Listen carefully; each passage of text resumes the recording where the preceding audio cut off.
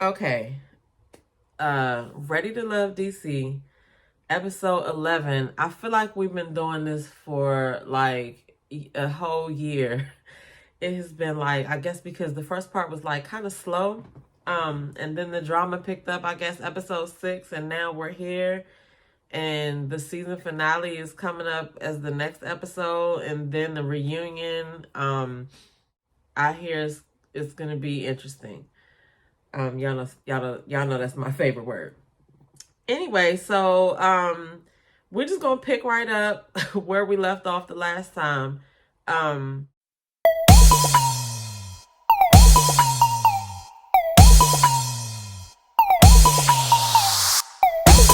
so the ladies look good.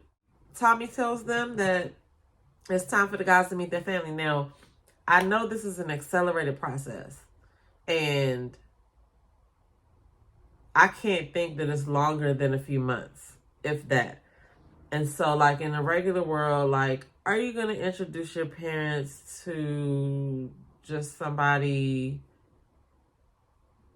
See, I don't know. I'm kind of confused because, okay, Ready to Love, they want to find out if they put these 10 men together with these 10 women, are there going to be any connections made? They make it seem like these people are going to like get married and stuff at the end, but realistically, like the probability of that happening is probably so damn low. It's ridiculous. So it's blown up to be this big thing, but like in reality, like think about it. If you go somewhere right now and it's and whether you're male or female, it's 10 of the opposite sex in a room that you walk in, the chances of you even liking any one of them is slim, to be honest. Just because it's 10 dudes don't mean that I'm attracted to any of those dudes. And the same for girls. So if this is all we have to work with, then it becomes a situation where now we're just going to, I guess, succumb to the process and just say, well, since we're all here, let's see if we can make something happen. Now, like we're talking about these connections, and there's really only one. And I feel like Dante and Aisha would have been attracted to each other in another setting.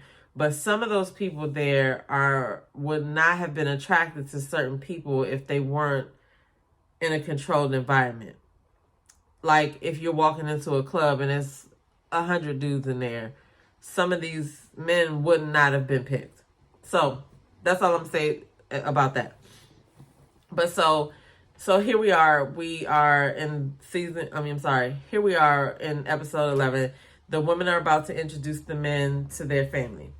So Phil meets Sydney at her house. I guess that's where Sydney lives at, but I don't know if they like use alternate locations to have these meetings either, because at the end of the day, I don't really know you like that. You know what I'm saying? So I don't know, you know? But anyway, that's neither here nor there. Phil meets Sydney at her house with her parents. And I just thought it was interesting that she introduced Phil to her parents and she didn't introduce Frank to her parents. I don't really think that Phil can handle Sydney. I think that Phil is probably a nice guy, but I think that Sydney is not his speed. I just don't.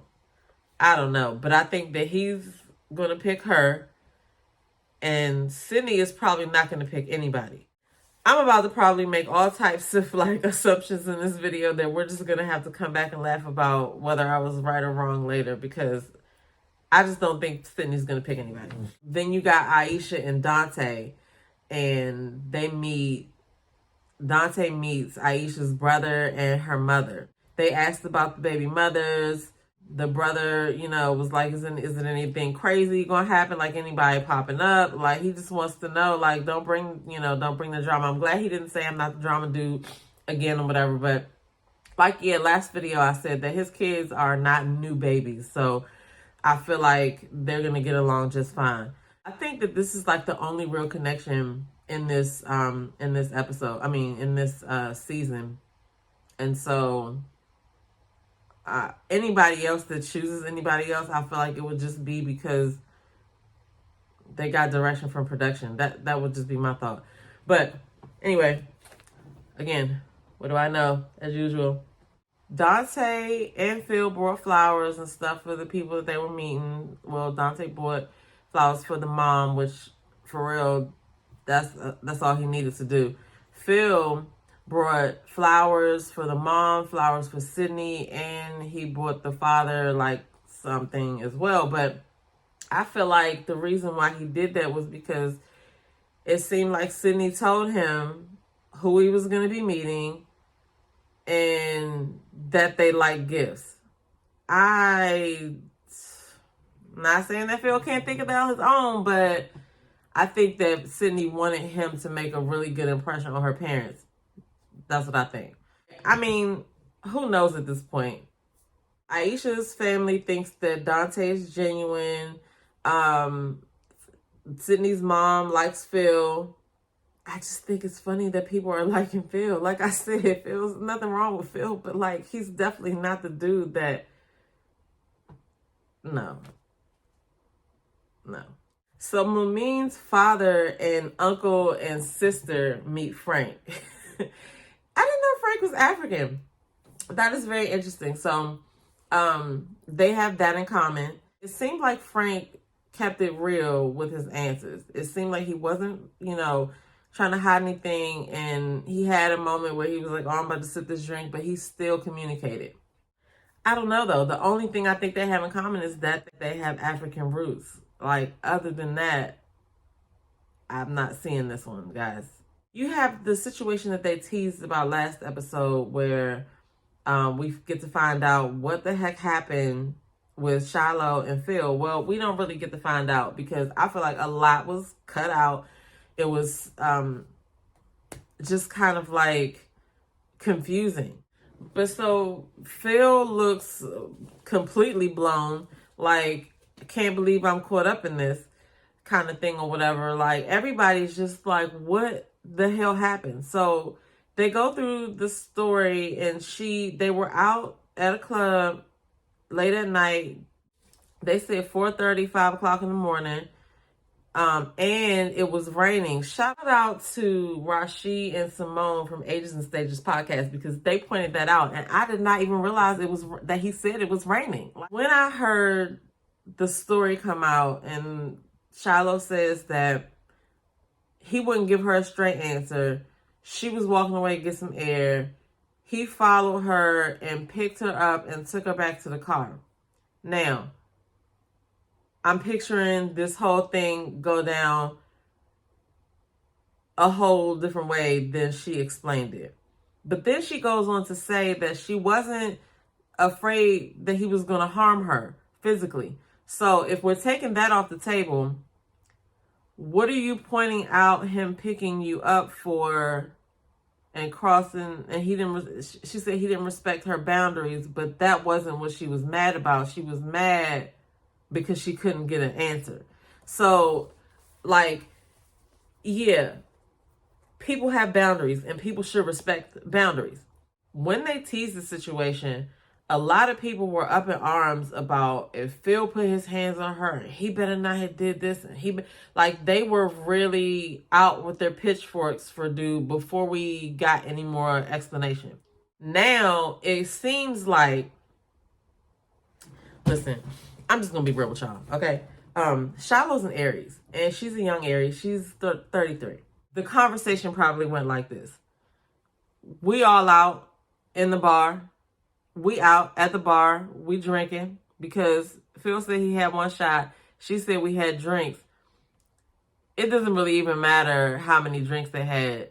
She admitted she was drinking, okay? Because this really is not even about Phil at this point. I'm just telling y'all what I think happened, okay? Why not? But this is the energy that I felt when they were telling this story. Because whenever it's confusion, either somebody lying or we're not telling everything, which omission is kind of a lie as well. So who's lying? You know what I'm saying? Because I feel like it went like this. They're at the bar. They drinking. Shiloh's like, oh, I need to know what the fuck is up right now.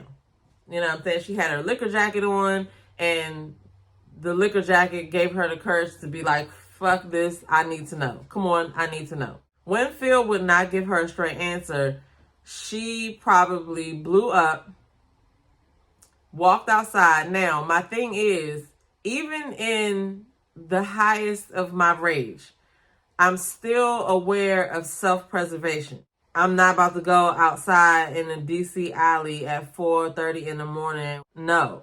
Even though Phil was out there to protect her, y'all both in danger at 4:30 in the morning in DC. Hello. Y'all two arguing on the streets. Here come the cops. I'm not even going to finish it. My point is, that shit was probably fucking chaos. You cannot tell me that there is no hunching with all of these like feelings and stuff involved in such a short period of time. You know what I'm saying? Like, I'm not wasting my energy to go off on some dude I just met a couple of weeks ago or even a couple of months ago. Bruh, no. It's easy to move on swiftly. So that's why you can't tell me there ain't no hunching going on. It's definitely some hunching going on somewhere. But anyway, back to the point. So I'm willing to just bet that Shiloh had a crazy woman moment that they didn't catch. Maybe they did and they just haven't showed us yet. Maybe they'll show it at the reunion. But also, I remember when they did that live, when it was her, Zadia, and Camille, there was a question that somebody asked about who needs bail money or whatever. Who would need bail money? And they said Camille, I think, but there was a moment where Shiloh said something and then Zadia was like, oh, they don't know about that. We didn't know about, she probably was talking about this situation with her and Phil that we didn't know about yet because they hadn't aired that part or whatever yet. But she's a young Aries. That's all I'm going to say. Y'all can say whatever y'all want. She was on fire, okay? And I know this to be true because I can just tell by the way that Phil was looking and the words that Phil used in his confessional and said, we are not compatible, we're not going to work. Whatever he said was a finite, I'm already sure that this is not where I want to be, like who I want to be with. He was sure, which means to me that he saw something that made him be like, oh, hell no, can't deal with that. But he did not want to say it because that seems like the type of guy he is too. Like, he's not going to come out and be like shitty to you on purpose. You know what I'm saying? I don't think he'll come right out and say anything shitty to anybody. But anybody who's ever dealt with an Aries woman mad, I mean, whatever. Listen, we can agree to disagree, okay? I'm just telling you from my own personal experience. And I used to be 33 before too. And that's the energy the whole thing gave off to me. I don't know. Anyway, moving on. So then Tommy asked them, do you still like this man? Do you still like this woman? Y'all not even look at each other. Look at each other. And so I'm pretty sure that was all edited a crazy way. So we don't really know if they answered the question or not because they didn't answer it. They just kind of had the looks like, I don't ever want to look at this nigga again. And they probably got a nice NDA that they had to sign. Because, I don't know. Anyway, I just know it was total chaos that night and it was a big deal. Everybody who was at that bar probably heard. Everybody who was at that bar when it happened knows what happened. So, anyway. So then Walter meets Sabrina's cousin via Zoom because she just had a new baby and she's in New York. But she wanted them to meet. She greeted him like, hey, boo, or whatever. And you know, Walter and Sabrina look good together. And Walter has this moment where the cousin asks him about liking younger women. And so Walter's like, well, I thought about it. And if my wife hadn't passed, then this is the beauty that I'd be looking at. His wife would be our age. Because contrary to popular belief, Walter is really 46, y'all, for real. Y'all keep saying the man is 64 or whatever. I'm 44. Walter is only a couple of years older than me, okay? Anyway, now that that's settled, I think him and Sabrina look good together. I don't know, it's something like about Walter. He just has that player vibe stuck to him, and that is going to be what doesn't make them stick. It's nothing he can do about it now. He just comes off as just cat daddy. Anyway, they do look good together. And the Sabrina looks good. Like, she looks good. Sabrina's cousin said that he seems genuine. And then Sabrina is like, you know, she doesn't pick men well. Girl, join the club. It's not only you. You have some sisters out here that our pickers don't work either. Anyway, I mean, our pickers aren't like 100% spot on, okay? But out of the group of people, I think that Walter, I mean, you only had like a handful of people to pick from. So I think Walter was the one out of the group that you could pick to make it to the end. Because I realize now that, like I said, this is the chances of a person finding love in 10 people that somebody else picked is slim. So this is like an opportunity for them to meet new people, to see if anything happens. If not, they got to make lemonade out of the lemons that they were given, and they're doing that. They're promoting themselves. They're having fun. They're, you know, networking and things like that. So after this season, I see the whole show as something different than I used to see it. Like, I started watching it that first season with when Mike was on there, another Aries. If you haven't guessed by now, obviously I'm an Aries. Anyway, that's a whole nother video. But I started watching during that season where Mike and Shay was supposed to be together. So I'm a hopeless romantic. I like the little love shows and stuff like that. I think that the real in reality TV is just that they're using more real people than actors as a whole. So, but I mean, somebody's still going to be saying, do this, do that. They still have a plan for how they want the show to go. So, I mean, but the thing that I'm here for are the reactions that you can't script. You know what I mean? Because a person can only take some bullshit for so long. And when you have those moments, that's what it is. That's what I look forward to. But anyway, moving on. Y'all know I be rambling. So let me look back at my notes. So Frank comes to Sydney's place to meet Sarah, her friend / sister. But why didn't Frank meet the parents too? And was it just me, or did anybody else pick up a vibe that, girl, do you want Frank? Anyway, Sydney is fit as fuck.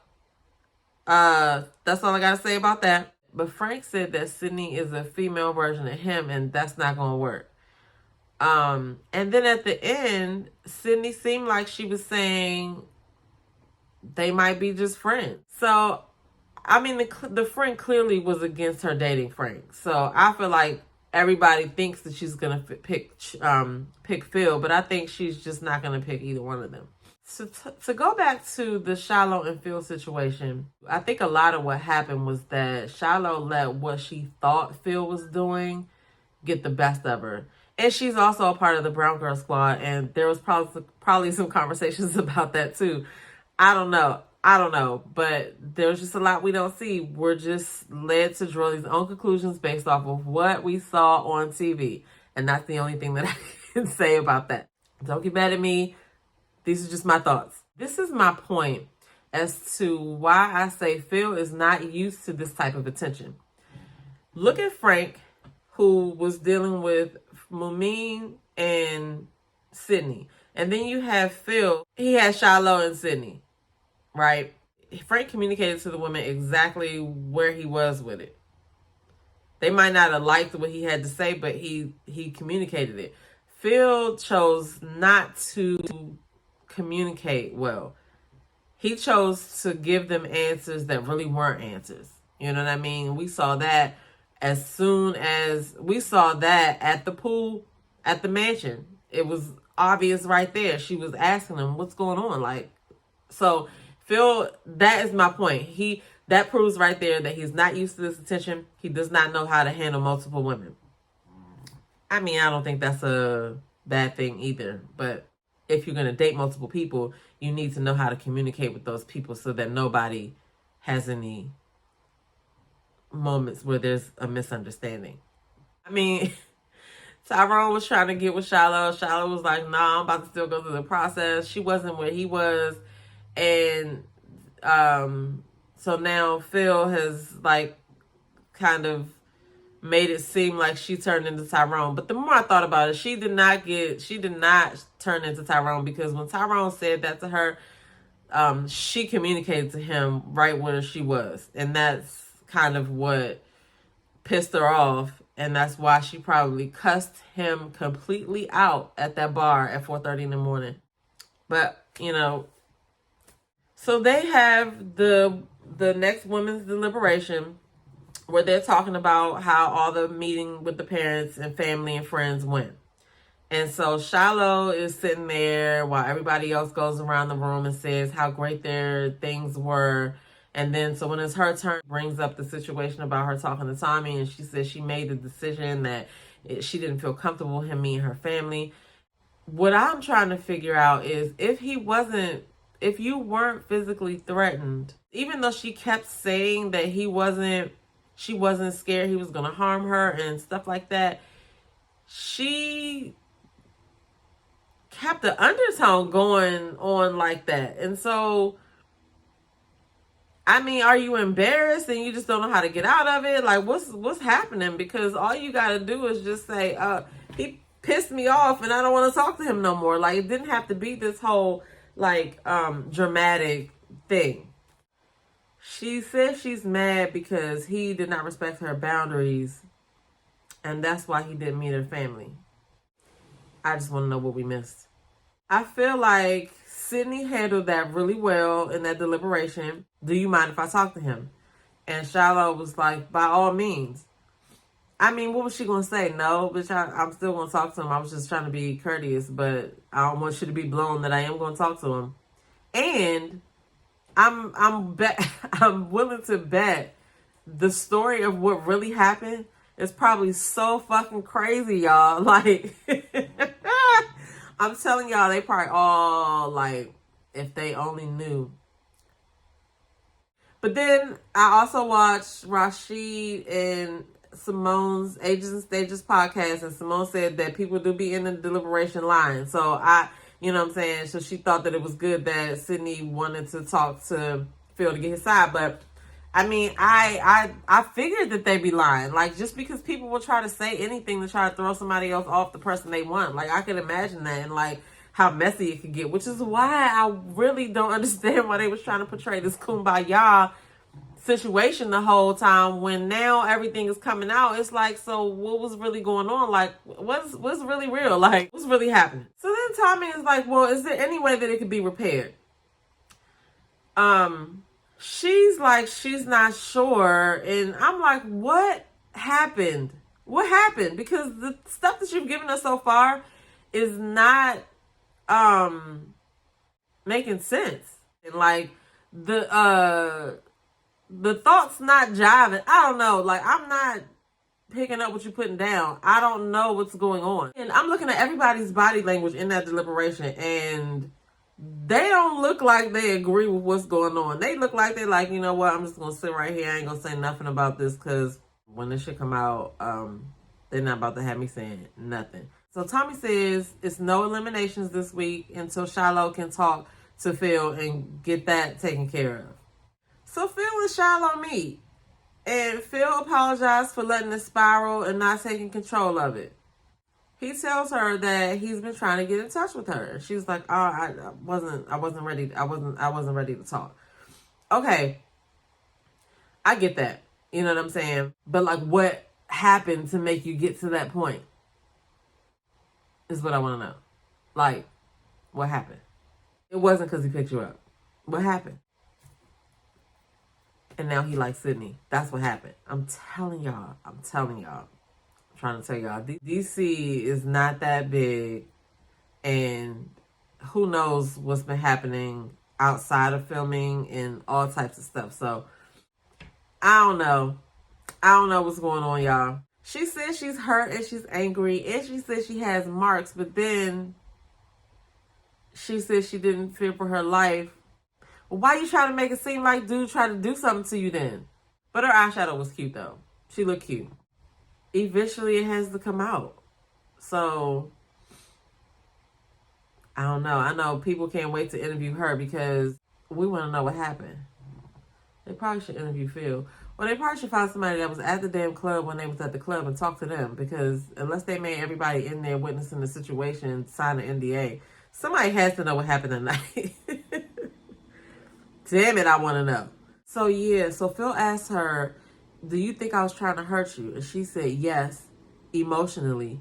So you think that he was like hatching some plan to be like, I'm about to go on this dating show.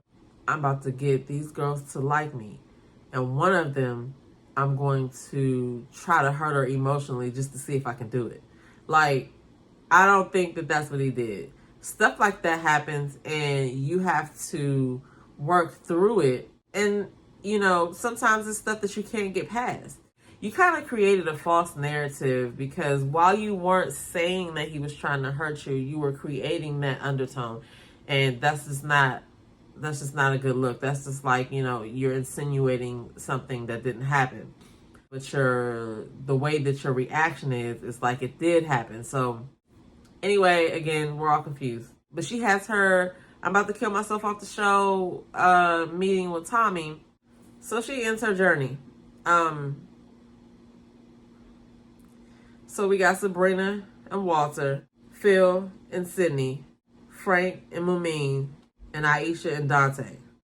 So I think obviously Sabrina and Walter are going to pick each other. I think obviously Aisha and Dante are going to pick each other. I think that Frank is going to pick Mumeen. And I think that Phil is going to pick Sydney. And I think that Sydney's going to pick no one.